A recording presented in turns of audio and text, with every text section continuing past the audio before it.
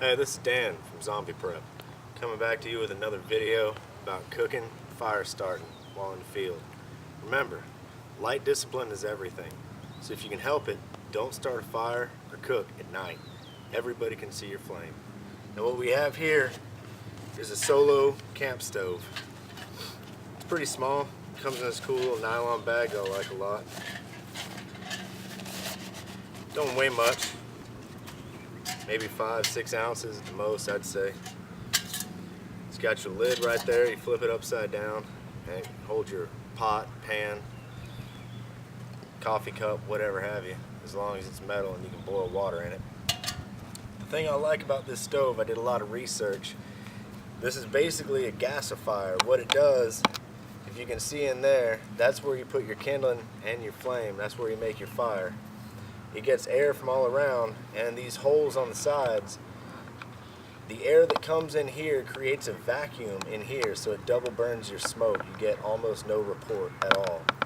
So this would be really, really good to use in a bug out scenario when you don't want people to know you have food. And the top simply collapses right back into the top. Real ergonomical, extremely easy to use. The other thing we have is the GSI Bugaboo Backpacker Camp Set. Comes in, I'd say just under a pound. Real neat and tidy setup.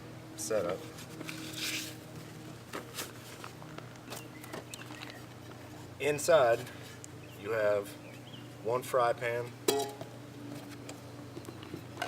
one lid, 4 cups, 2 lids. Don't ask me why they only put 2 lids in it. Your big pot for boiling water.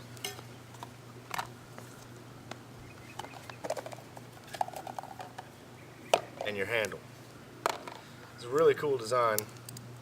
I like it. The handle simply attaches right like that. And you can cook over an open flame or whatever, and you won't burn your hands. Real easy to take apart, real easy to use. What we're going to do today is to see how long it takes to boil this full of water on that, and exactly how much timber it uses. So without any further ado, let's get started. Alright, so update on the solo stove. We used a pot for a while and it got up to a boil, but not a rolling boil. It would be good for cooking food that already comes in a bag, dehydrated food, I'd say. I wouldn't cook any meat on it or try and boil any meat. It would just take way too long. So we nixed that. The problem was the pot, the surface area of the pot was about twice as big as the grate on the solo stove. So it was heating up the middle real good and we would get bubbles through it, but the other surface area of the pot wasn't doing so well. So I tried using one of my metal water containers that I bought off Amazon, and that's all just ash. You just wipe right off. And that was a little bit too skinny for it's like an inverted grate on the inside of this thing. Basically just 3 prongs that poke in, but they don't meet in the middle. So you're really limited to what you can put on there. So what we did was we took a Budweiser can and we flattened it out, and we're using that as a grate, and we're going to see how long it takes to boil this soup right here. Well, it's not soup anymore, it's water now. One thing we have noticed about the solo stove is it runs through twigs. This thing gets ridiculous hot. As you can see, it's melted the Budweiser can at this point.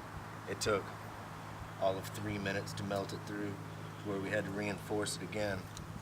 But you do need to stay on top of it because it will run these sticks down to nothing.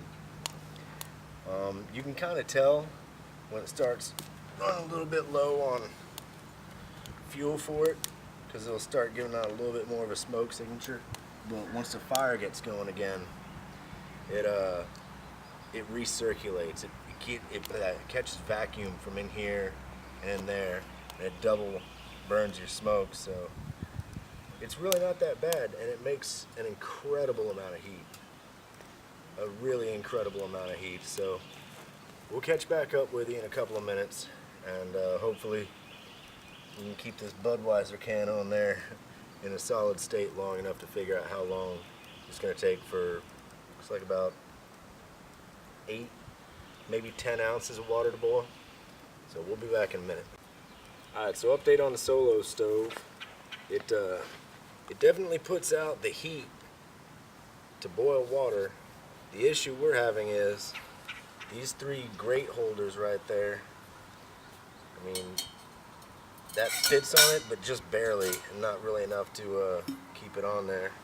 So we couldn't really do much of a review today, considering we don't have anything that's the same size as that.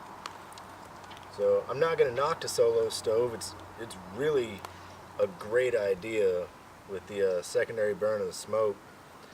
I mean, it really almost has no smoke signature at all.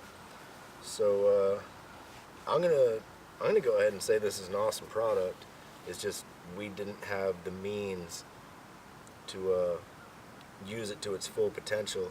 A couple of things I want to touch on is go ahead and find a lot of sticks and twigs to burn in it, because I'd say it probably gets around 800 degrees or more on the inside of that, and it just turns everything you put in there into ash within about a minute or so. So go ahead and just plan on sitting right next to it and continuously feeding it twigs and whatever you have for the entire time you're cooking, because it really does just eat through it. But we will get back to you. I'm going to have to go ahead and buy something that'll fit over that, because I do plan on bugging out with this if I have to. It is a great little stove. So we will be back to you with more, hopefully shortly.